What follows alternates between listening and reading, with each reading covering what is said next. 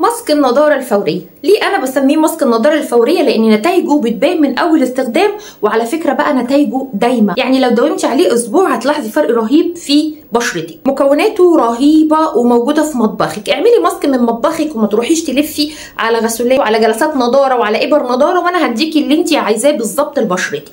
انت محتاجه نضاره، انا هديكي نضاره يا ستي. صلي على سيدنا النبي، اللهم صل وسلم وبارك على سيدنا محمد. قشر برتقال. قشر البرتقال يعني فيتامين سي، يعني مضادات اكسده، يعني حيويه لبشرتك انت فعلا محتاجاه. وتحطي لي عليه معلقه كركديه وتحطيه لي على النار وعليه نص لتر ميه وتسيبيه يغلي حبه حلوين، ويا ريتك تكوني مغطيه وهو بيغلي. غلي خلاص تمام، صفي بقى. صفيتي هتضيفي لي عليه كوبايه حلوه كده وتحطي لي فيها معلقه نشا اللي هو الكورن فلاور او المايزنا، وتدوبي كويس وتروحي تضيفي على المكونات اللي احنا صفيناها. بعد ما تعملي كده هتضيفي لي عليه معلقه حليب بودر وتقلبي كويس قوي وتستخدمي على بشرتك. بيدي نضاره، بيدي تفتيح، وبيدي جمال كده طبيعي. اعمليه وانت الكسبانه.